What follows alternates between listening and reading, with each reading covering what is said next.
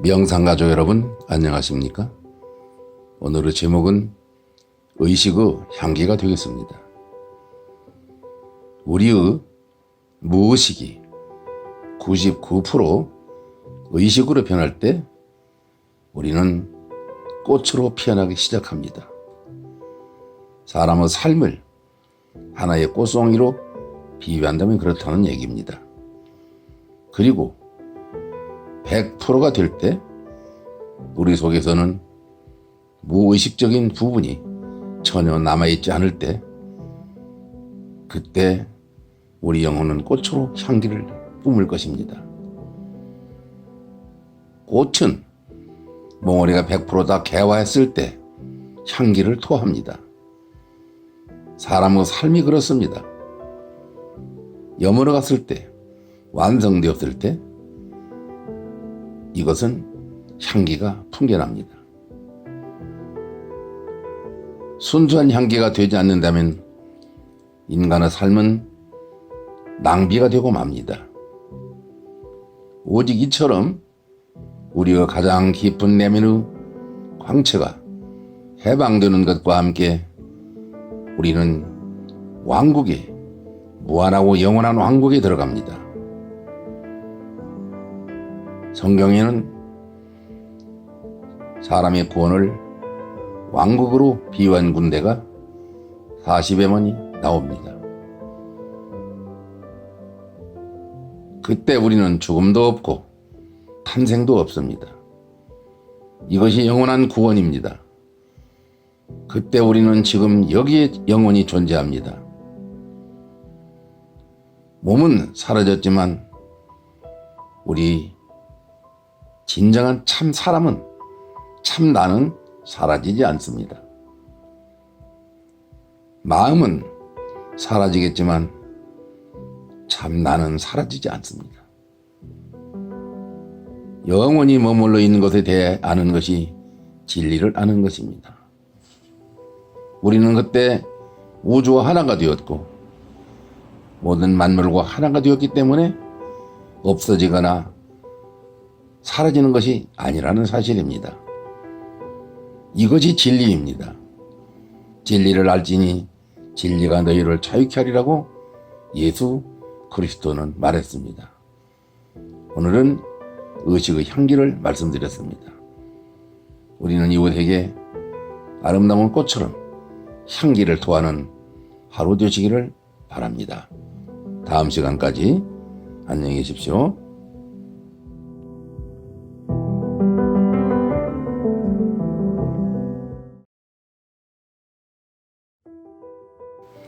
명상가족 여러분 안녕하십니까?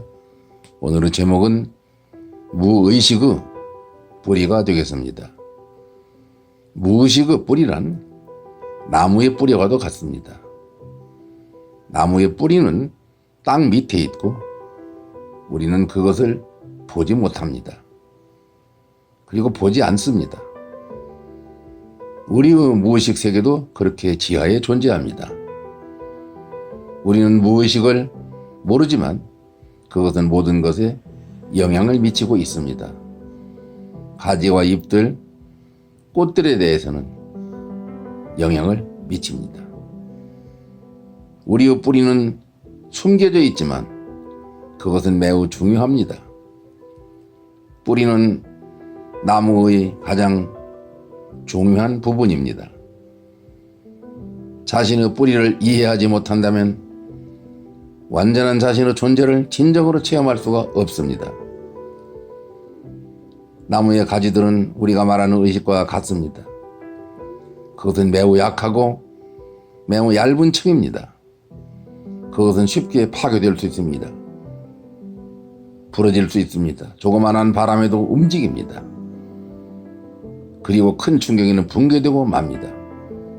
누군가가 우리를 모욕하면 우리는 더 이상 의식적인 상태가 되지 못합니다. 누군가가 한마디만 하면 우리는 명상에 대하여 의식에 대해서 까맣게 잊어버리고 이성을 잃어버립니다. 그렇게 귀갑다가 따갑도록 공부를 하고 했어도 순간적으로 잃어버립니다. 그리고 그러한 광기의 상태에서만 우리는 무엇인가를 할 수 있습니다. 아주 얇은 의식의 층이 우리의 무의식을 둘러싸고 있습니다. 그것은 일상생활을 위해서는 충분합니다. 사무실에 출근하고 타자를 치고 운전을 하고 가족들과 이야기를 하고 우리가 수천 번이나 되풀이해오는 똑같은 상투적인 말들과 무의식적으로 그것들을 우리는 되풀이하고 살아갔습니다. 그것이 우리가 의식이라고 생각하는 것입니다. 그것은 그렇고 그런 차갑지도 뜨겁지도 않습니다. 그것으로는 미지의 세계 궁극으로의 위대한 이상을 그리고 이러한 이상세계를 비상하기에는 불충분합니다. 인간은 이 조그만 의식들, 이 파편들을 씨앗으로 사용해야 합니다. 그 씨앗을 키우기 시작해야 합니다. 걸음을 주고 모든 방법으로 도와주고 힘을 합쳐서 통합시켜야 됩니다. 우리 존재의 작은 부분인 의식과 더욱더 협력해야 됩니다. 그리고 우리 커다란 부분인 무의식과는 점점 더 협력하지 말아야 됩니다. 항상 의식을 선택하고 무의식을 피하는 것입니다. 우리를 무의식으로 만드는 것은 무엇이든지 틀렸고 우리를 의식적으로 만드는 것은 무엇이든지 다 옳습니다. 의식이 자라도록 협력하고 무의식과는 더 이상 협력하지 않을 때 서서히 무의식은 힘을 잃고 줄어들게 됩니다. 의식은 계속 영역이 늘어나고 무의식은 계속 줄어들고 사라져 갑니다. 마침내 의식이 무의식의 영역 전체를 차지해버릴 때 그 순간이 우리가 꽃을 피우기 시작하는 순간입니다. 처음으로 우리의 나무에 꽃이 핍니다. 이것이 혁명이며 구원입니다. 다음 시간까지 안녕히 계세요.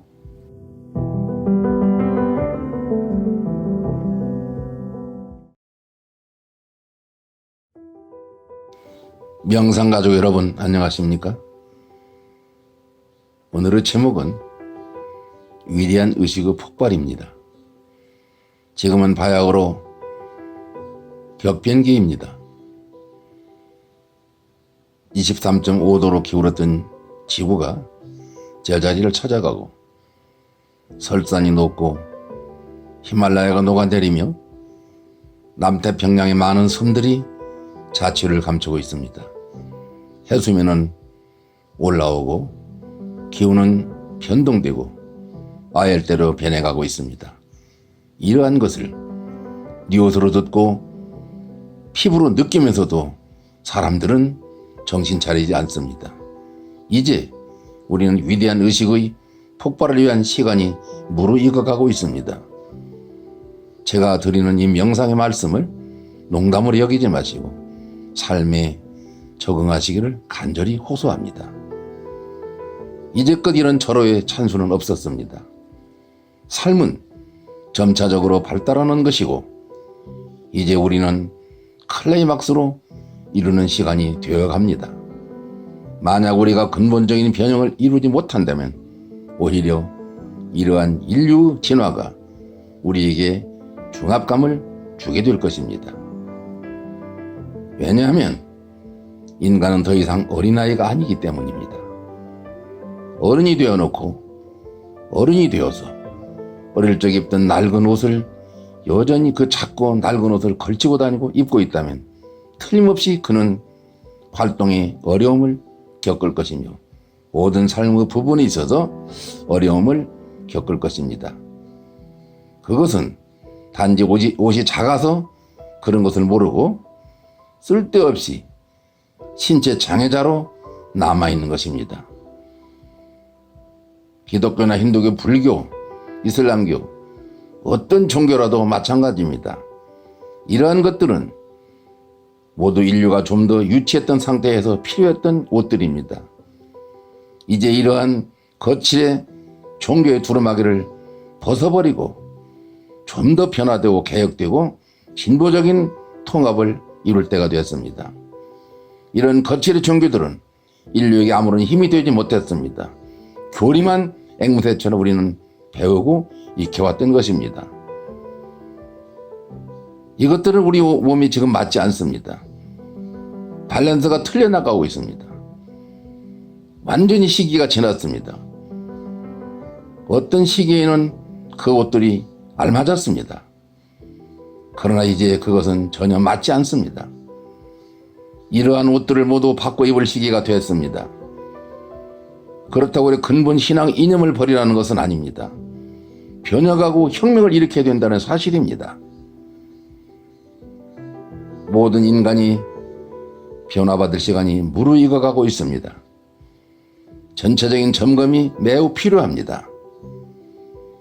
우리 의식이 폭발을 이룰 때, 혁명으로 변형될 때 여기에는 엄청난 에너지와 용기와 굉장한 삶이 풍성으로 변할 것입니다. 다음까지 안녕히 계십시오.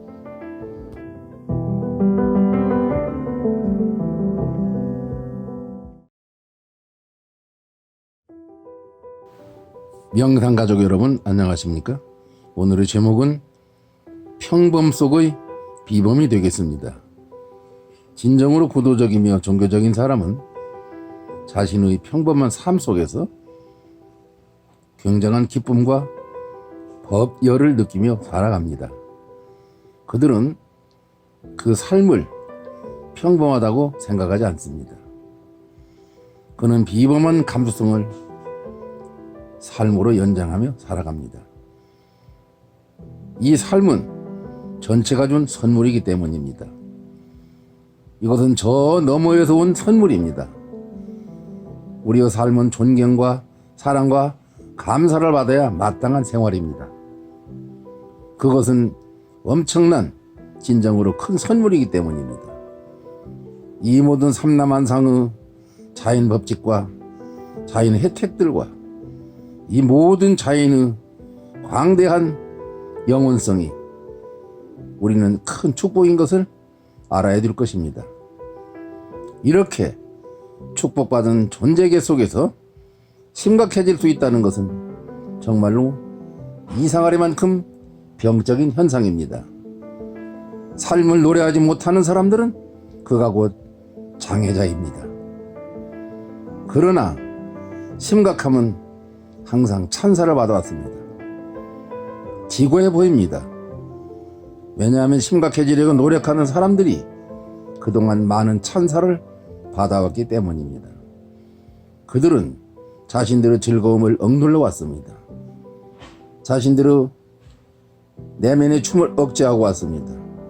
이런 사람들은 스스로 불구자로 만들었습니다. 그들은 가능한 한 모든 방법으로 그들의 존재를 마비시켜 왔습니다. 그들은 자신이 재단하여 존경받는 성자의 존재 양식에 맞춰서 경건한 체함에 살아왔습니다. 이것은 경건의 모양이지 진정한 경건은 아닙니다. 진정한 경건은 춤추며 노래하며 기뻐하며 밝고 맑고 명랑하게 살아가는 환희입니다. 그것이 진지성입니다. 나에게 이것은 하나의 불행입니다. 종교는 인간에 대해 커다란 범죄를 그동안 저질러 왔습니다. 왜냐하면 너무나 많은 사람들이 사랑을 거세시켰고 자유를 거세시키고 춤과 노래 이런 것을 거세하고 왔습니다. 경건의 모양은 있으나 경건의 능력을 부인하는 자들에게서 돌아서라고 사도 바울은 말했습니다. 이 지구는 유일한 하나님이 준 세계이며 낙원이며 천국입니다. 왜냐하면 창세기에 하신 말씀대로 보시기에 좋았더라 좋았더라 좋았더라 신이 보시기에 좋았더라 하는 세상을 등질 필요가 어디 있겠습니까? 우리가 살아갈 곳은 여기이며 지금 바로 이곳이 곧 천국임을 첫째 단계로 깨달아야 될 것입니다. 우리는 어떤 천국이나 어떤 파라다이스, 이상향에 대한 환상을 위하여 지금 이곳을 희생해서는 절대 안 됩니다. 여기가 천국입니다. 모든 순간은 바로 그 다음 순간을 잉태하고 있습니다. 이 순간을 비난하는 것은 위험합니다. 이 순간을 감사합시다. 지금 이 순간을 아주 사랑하고 이 속에서 기뻐하고 즐거워하고 노래합시다. 다음 시간까지 안녕히 계십시오.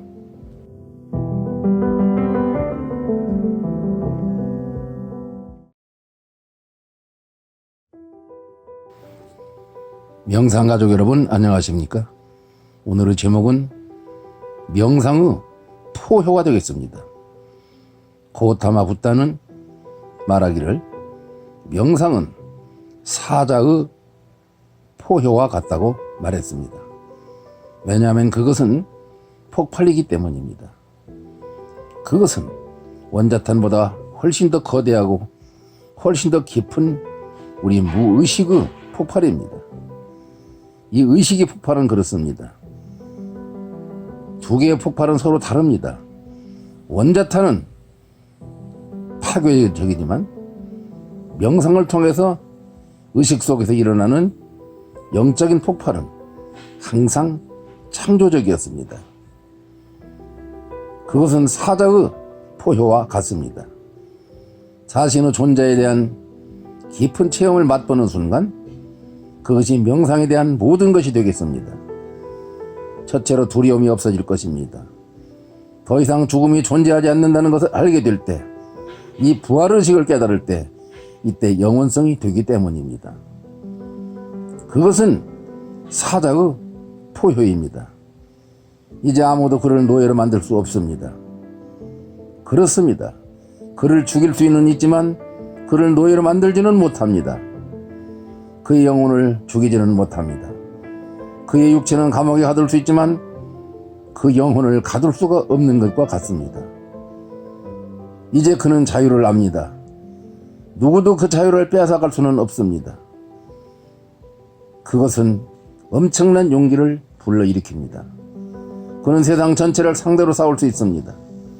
사실 위대한 명상가들, 위대한 진리를 깨달은 사람들은 이 어리석은 세상을 상대로 싸워왔습니다.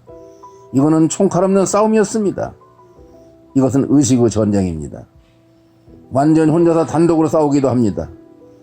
예수 그리스도, 붓자, 노자, 까비루, 오쇼 라즈니시, 기타 많은 명상가들이 박해 속에서 이 진리의 폭발을 항상 준행해 왔습니다. 인류의 복합적인 어리석음과 싸우기 위해 줄곧 거기 서 있었고 그들은 항상 역설했습니다. 이 진리는 외면되고 항상 핍박을 받아왔습니다. 십자가에 못 박히기도 하고 암살이 되기도 합니다. 그러나 그들을 죽인 데에서 달라지는 것은 아무것도 없습니다. 한 사람이 명상에 도달해서 사자의 포효가 터져나오기까지 많은 생이 걸리기도 하지만 단 시일 내에 일어날 수도 있습니다. 이것은 깨달음의 원천이 가슴에 있다면 충분합니다. 한 명의 참된 진정한 인간이 존재하면 그곳은 진리의 폭발이 일어날 것입니다. 진리는 항상 소수에 의해서 전달되어 왔고 지금도 그렇게 전달하고 있습니다. 모든 것을 희생할 준비가 된 사람들만이 명상의 폭발을 이 땅에 퍼뜨릴 것입니다. 다음 시간까지 안녕히 계십시오.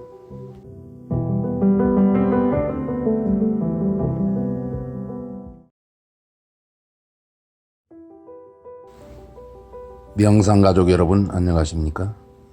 오늘의 제목은 친구를 위한 나침반 명언이 되겠습니다. 가장 좋은 거울은 오랜 친구다. G. 허버트 말입니다. 가장 훌륭한 설교자는 마음이며 가장 훌륭한 스승은 시간이며 가장 좋은 교과서는 세상이다. 그리고 가장 좋은 친구는 하나님이다 라고 탈무드는 말했습니다. 같은 수준의 지식을 가진 사람들은 오랫동안 좋은 것이 되기 어렵다. 에머슨의 말입니다. 거짓 친구는 우리들의 그림자와 같다. 양지를 걸을 때에는 가까이 접근하다가도 어두운 그늘이 내리면 즉시 그를 버린다고 보비는 말했습니다.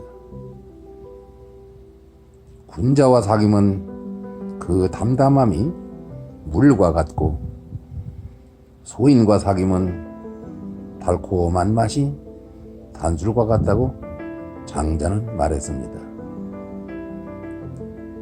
참된 친구란 곤궁하고 불확실한 처지에 있을 때에 함께하는 사람이라고 로버트 반필드는 말했습니다. 그대의 친구에게 달콤한 말보다는 유익하고 여유로운 충고를 선물하라. 헨리 디오드 터키맨의 말입니다. 나쁜 친구는 입에 꿀을 바르고 가슴에는 칼을 품는다. 외경에 나오는 솔로몬의 말입니다. 벗을 내 몸같이 사랑하지 않으면 우정은 결코 보존되기 어렵다. 키케로의 말이 되겠습니다. 당신 자신을 내어주는 곳에만 참된 친구가 있다. 스티븐슨의 말입니다. 돈을 빌려달라는 청을 거절함으로 친구를 잃는 일은 없지만 반대로 돈을 빌려주면 대개 사람들이 친구를 잃는다고 쇼펜하우어는 말했습니다. 바르고 공정한 사람을 친구로 갖는 것은 부와 값진 부동산을 소유한 것보다 낫다. 유리피데스의 말이 되겠습니다. 덫을 믿지 않으면 벗에게 속아 넘어가는 것보다 더 수치스러운 일이다. 왜냐하면 벗은 제2의 바로 나 자신이기 때문입니다. 공자가 말했습니다. 덫을 삼는 데는 충신을 주로 하되 나만 못한 자를 사귀지 말라. 공자님의 말씀이었습니다.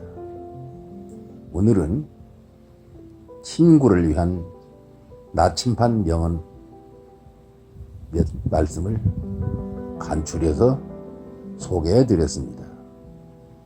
다음 시간까지 안녕히 계십시오. 명상가족 여러분 안녕하십니까? 오늘의 제목은 지복의 사이클입니다.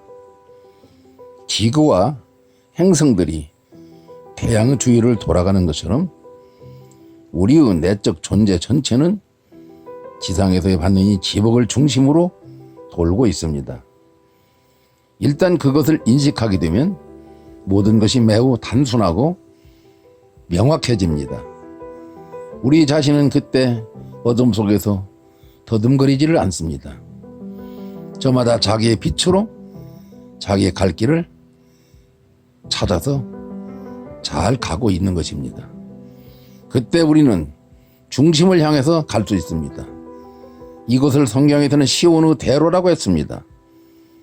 그리고 우리가 그 중심을 향하여 움직이기 시작하는 순간 우리의 삶은 빛이 되기 시작합니다. 제가 늘 말하는 첫 단계는 삶입니다. 이 땅에서 잘 산 것입니다. 두 번째는 서로 사랑하는 것입니다.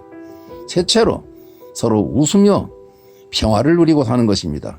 왜냐하면 여기가 천국이기 때문입니다. 그러면 맨 마지막으로 빛은 저절로 찾아옵니다. 태양빛보다 더 밝은 빛이 우리 마음을 밝히기 때문입니다. 이러한 사람들은 절대로 헛갈리지 않습니다. 후회 없는 삶을 살아갑니다. 그렇기 때문에 먼저 삶입니다. 인간은 점점 더 생기발랄하게 살아야 되고 활기와 즐거움과 강렬함으로 가득 차야 됩니다. 자신을 억눌러서는 안 됩니다. 우리가 삶으로 가득 찰 때, 저절로 사랑이 발생하기 시작할 때 이것이 축복입니다.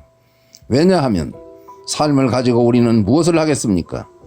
그토록 넘쳐 흐르는 에너지를 가지고 무엇을 하겠습니까?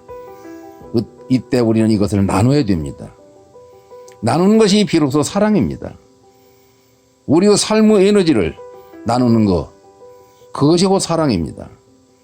그리고 우리가 삶의 에너지를 서로 평화롭게 나누기 시작한 그 순간 모든 슬픔은 사라집니다. 우리는 동질감을 느낍니다. 서로 형제 자매가 되는 것입니다. 온 지구는 우리 동포가 되는 것입니다. 전쟁이 사라집니다. 이 세 가지 삶이 실현되면 네 번째 삶은 저절로 발생합니다. 그것은 빛입니다. 그것이 빛입니다. 서로 마음을 밝히고 삶을 밝히고 세상이 밝아지고 범죄가 없는 사회가 만들어질 것입니다. 우리는 이 세 가지 삶을 실천해야 됩니다. 네 번째는 그에 대한 보상으로 저 너머에서 주는 빛이 우리 마음을 강렬하게 비추일 것입니다. 빛이 우리 속으로 들어오는 순간, 이 하느님의 빛이 들어오는 순간 우리는 알게 될 것입니다. 그것이 곧 깨달음이라고 하는 단어의 의미가 되겠습니다. 다시는 마음의 어둠이 없고 빛이 가득 차게 될 것입니다. 성경에는 하나님의 형상을 태양으로 비유한 곳이 많습니다. 오늘도 밝은 태양으로 우리는 돌아갑시다. 마치 해바라기가 해를 따라 태양을 따라 돌듯이 말입니다. 이것이 이 땅에서의 지복입니다. 빛된 하루 되시길 바라며 다음 시간까지 안녕히 계십시오. 명상가족 여러분 안녕하십니까? 오늘의 제목은 소유감과 존재감입니다. 존재감에는 변화의 두 종류가 있습니다. 첫째로 돈과 소유를 중시 여기는 것이 빈번한데, 돈과 이 소유는 많은 사람들이 모으는데 재미를 붙이고 쾌감을 느끼다가 이 돈을 잘 써보지도 못하고 죽는다는 것입니다. 그리고 두 번째는 경험에서 얻어지는 지식을 중시 여기는 사람들이 있습니다. 경험은 진정한 이력서고 진정한 지식입니다. 왜냐하면 많은 지식들은 경험을 통해서 얻어지기 때문입니다. 이 경험은 여행과 교감에서 얻어집니다. 교감에는 포괄적인 의미가 있습니다. 이러한 사람들은 돈을 쓰되 소유물을 모으는 데 중점을 두지 않고 여러 가지 경험과 지식과 또 그 위에 비슷한 바탕들에 축적합니다. 이것이 진정한 투자라고 생각하는 것이죠. 예를 든다면 맹모 삼천지교는 경험론적 존재입니다. 맹자의 어머니가 자식을 위해서 3번 이사를 하면서 겪은 것들은 훗날 돈을 중시 여기고 재산을 모으는데 중시 여겼던 사람들이 볼 때는 허망한 것 같지만 결과적으로 볼 때는 아들 농사를 잘 짐으로 더 많은 부의 가치를 축적했던 것입니다. 우리는 커넥티드를 중시하게 됩니다. 친구, 친구의 친구, 그 친구의 또 친구, 이러한 연결고리를 통해서 이 행복한 사념을 전염시키는 것입니다. 결국 누가 누구와 친한가가 중요합니다. 행복한 사람들은 주변에 사람이 모여듭니다. 사람들은 행복을 좋아합니다. 행복한 사람이 행복을 전염시킵니다. 이 사람들은 소유물보다 존재감으로 셀프 이미지를 성장시켜 나가는 사람들입니다.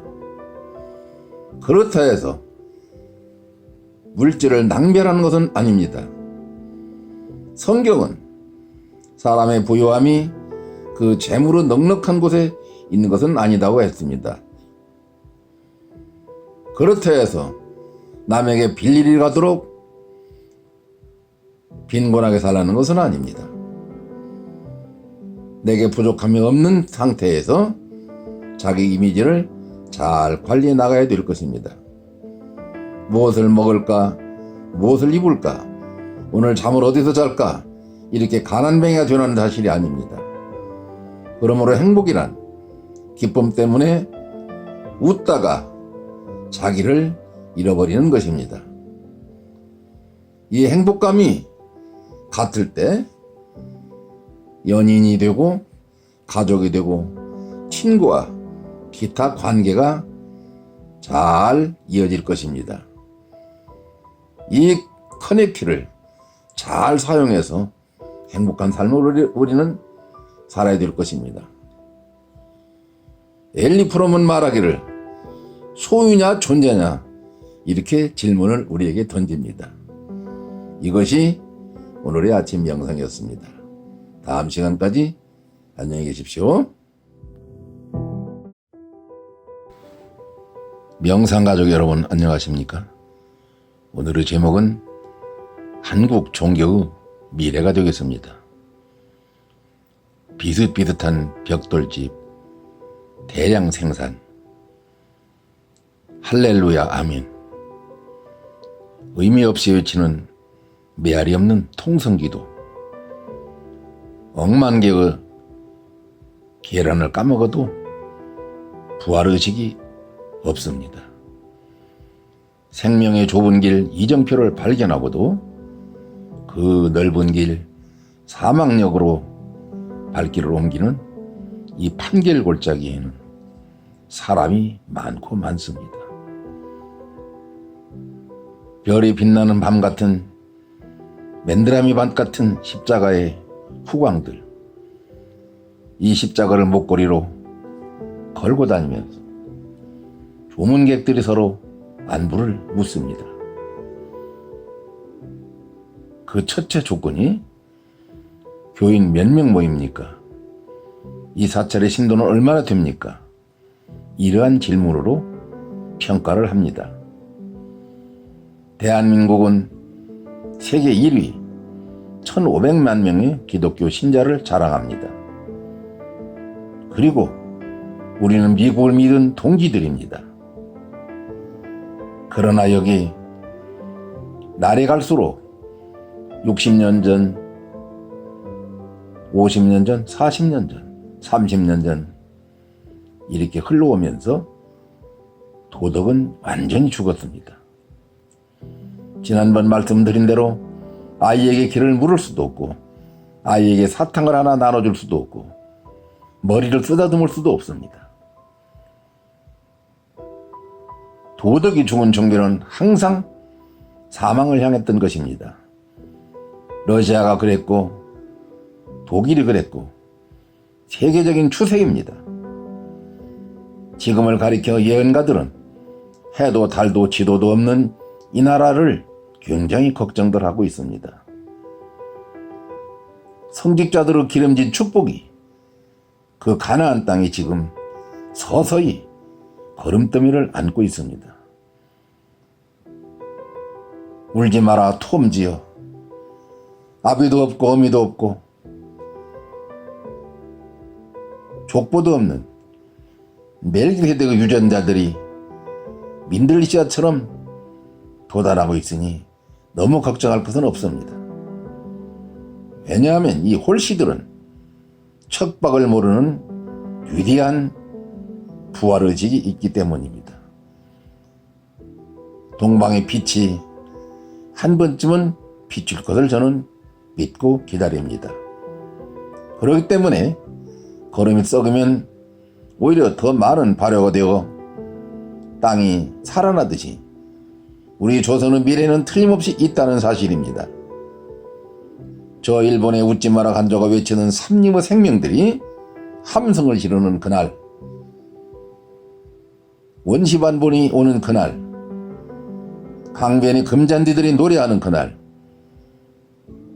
틀림없이 우리는 영원한 부활을 맛볼 것입니다. 다음 시간까지 안녕히 계십시오. 명상가족 여러분 안녕하십니까? 오늘 아침 제목은 정약의 정의가 되겠습니다. 실용정신이 정신의 내부에서 흐르는 중국에서는 옛날부터 인간 존재를 부정하거나 비하시키는 종교나 학문은 자리 잡을 수가 없었습니다. 추상적이거나 확인 불가능한 것은 항상 외면을 당했습니다. 사람에게 예의를 가르치는 유교도 개인의 수양을 위한 학문이고, 도교에서 말하는 술수도 결국 자기 개인적인 수련이 되고, 불교에서 가르치는 깨달음도 역시 깊이 따지고 보면 나 자신을 위한 이기적인 종교이기 때문에 중국에서는 크게 번성할 수가 없었습니다.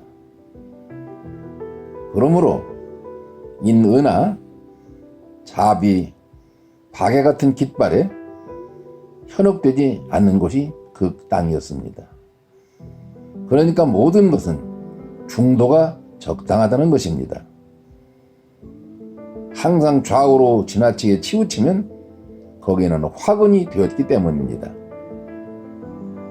어떤 인물이 현명하고 사려 깊은 사람임을 증명하는 것으로는 그가 서로 말뿐이라도 남을 협박하거나 모욕하지 않는 행동을 들 수 있습니다. 이 두 행위는 상대방을 해치는데 전혀 도움이 되지 않습니다. 협박은 상대편의 경계심을 눈뜨게 하고, 모욕은 지금까지보다 더 큰 적개심을 북돋아줄 뿐입니다. 그 결과로 상대방을 생각지도 않은 강한 집념으로 상대를 파멸시킬 것입니다. 다시 말하면 이러한 굳은 결의는 폭탄보다 무서운 것입니다. 적을 파멸시킬 필요가 있을 때는 뒤도 새도 모르게 주도 면밀하게 힘을 기르고 준비할 것입니다.